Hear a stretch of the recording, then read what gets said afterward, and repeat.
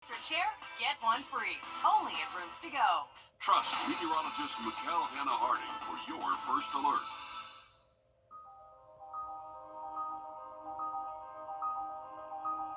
Parker's Kitchen is proud to partner with Wrdw Project to help empower veterans and their families. When you round up at Parker's, we'll make sure to match 25% of your donation to support local veterans. Live from Augusta, breaking news. And we start this Friday afternoon with breaking news we love to hear. Just moments ago, the North Augusta girls basketball team won the state championship game against Westside 50-37. There was a special send-off for the North Augusta boys and girls high school basketball teams as well.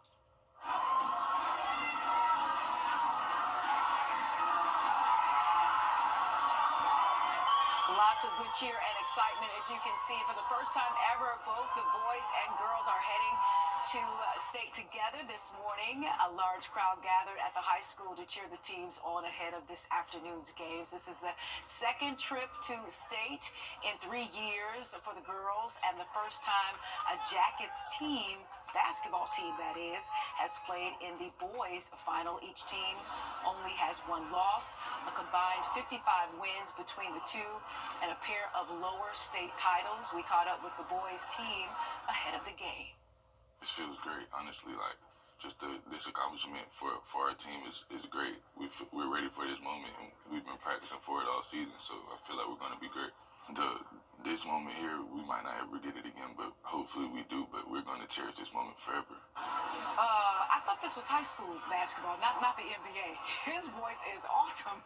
Okay, the boys championship game against Lancaster just tipped off at 4, and we'll have results later on in sports. He is real grown sounding. Whoa.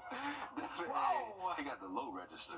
Yeah. His voice deeper than mine. He sounded like the general manager, not one of the players, for sure. And you know, Mikhail, coming from Michigan, where football is like, you know, the second tier, if you will, right, and we really focus on basketball. Coming here to the South, it's all about football. But around here, folks can hoop too. Oh, yeah. This is amazing. Honestly, especially on the Augusta side, I've had a chance to talk with some of the young hoopers, and they say that Augusta's often overlooked for talent here. So even across the river in North Augusta, they probably feel the same way. South Carolina's a basketball state on the sneaky basketball state. Same thing with Georgia. But let's talk weather. I know about that.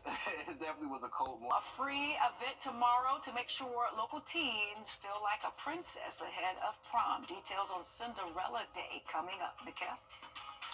Well, yeah, as we head into our Saturday, things do get warmer for tomorrow, but we also get breezy yet again. We'll talk about that coming up. Time and Temp, brought to you by your First Alert weather team. The weather, it's something that affects us all every day, from sunny to severe and anything in between. This is why we First Alert. I'm attorney Chris Hudson. The start of next week looking a little bit soggy, but we're drier by Tuesday into Wednesday. All right, thank you so much, Mikhail. Tomorrow will be a very special day for high school girls across the CSRA, as they will be pampered and empowered ahead of prom. Tomorrow it's an event that's going on its 8th year. Cinderella Day started as...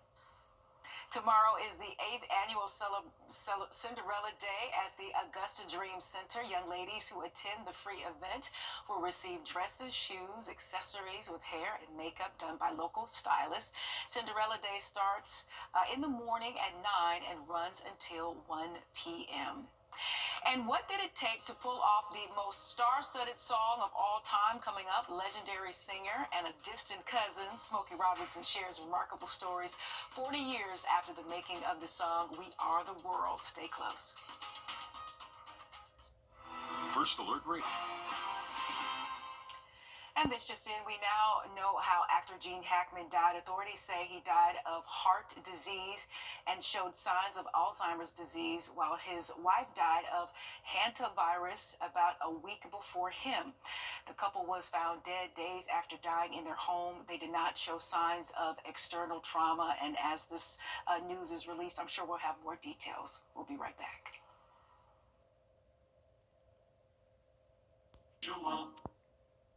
Hi, I'm Tim Strong, and I'm inviting you on a holiday vacations tour. Join me in Iceland to see the Northern Lights, October 18th through the 24th. Discover Iceland's best-known national treasures, including the world-famous Blue Lagoon. We'll marvel at geothermal wonders, majestic waterfalls, and search the night sky for magical auroras. Visit holidayvacations.com, keyword Augusta, for more information, to watch the travel show, or call 888-557-1020 for a free brochure. Visit holidayvacations.com, keyword Augusta, for more information.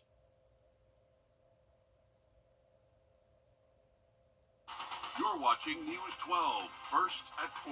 Continues. And we are back on your Friday afternoon, soon to be evening, and then that means the weekend is coming. That's right. Courtney Hicks, First Alert meteorologist, Mikhail Hannah Harding. With the weekend comes that jump ahead, Right. where we miss out on an hour. Mm-hmm. And you know, nowadays it's not as it's significant, but not as significant as far as remembering to turn clocks back, because everything is so digital. But back in the day, you'd be late to church, you'd be late to anything that you were supposed to be on time for the next day, because you know, if you went to sleep before you set your clock up. But when I'm back in radio, I used to host the clubs. We had an extra night, an extra hour to party, because it would go back. You lose an hour this time. Right. So a damper on the party this week. There you go. But weather-wise, it was cold this morning, and will look warm for tomorrow. And the growing measles outbreak is showing no sign of slowing down. The CDC says at least 164 cases of the virus has been detected here in the U.S. since January. Experts say even after an infected person has recovered, the virus can cause lasting damage to the immune system, raising the risk of other infections. Measles infects immune cells, and when it does so, it damages immune cells and it wipes out partially your immune system's memory to certain infections. The best thing is not to get measles in the first place, and the best way to do that is to get vaccinated. So far this year, 2 unvaccinated people in the U.S. have died, a child in Texas, and most recently, an adult in New Mexico. That individual did not seek medical care, and the official cause of death is still under investigation. There's a new poll showing that few Americans want lawmakers to slash federal spending on Medicaid. Republicans have floated the idea to cut hundreds of billions of dollars from the federal health insurance program. Those savings would help pay for extending the 2017 Trump tax cuts, but KFF, that's a nonpartisan health research group, found only 17% of people support that decision. 42% of those polled say they want to increase Medicaid spending. And for the first time, we are where we spring forward and lose an hour of sleep. Daylight savings time starts Sunday. Coming up, we'll share some tips on how to lessen the impact it has on your sleep, Mikhail. And we're looking at a warm day for Saturday. It will be breezy as well. And we're looking at temperatures in the upper 50s and middle 50s as we head into the latter part of our weekend at the beginning of next week. We'll look at the forecast coming up. If you haven't to spring forward this weekend as daylight savings time begins Sunday, and while it means more daylight during evening hours, it can also disrupt sleep patterns. Mandy Gaither talks to a sleep expert about how not to lose sleep.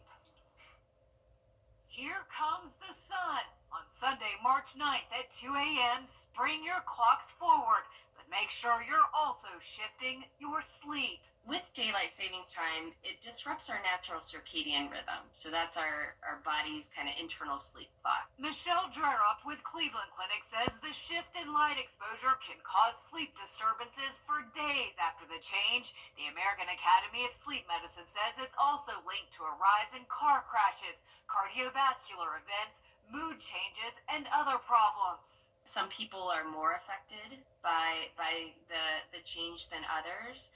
And people who are more affected are likely people who already have some sleep difficulties. To lessen the impact on your sleep, experts say to gradually adjust your bedtime and wake time by 15 to 20 minutes before the time change to help your body adjust.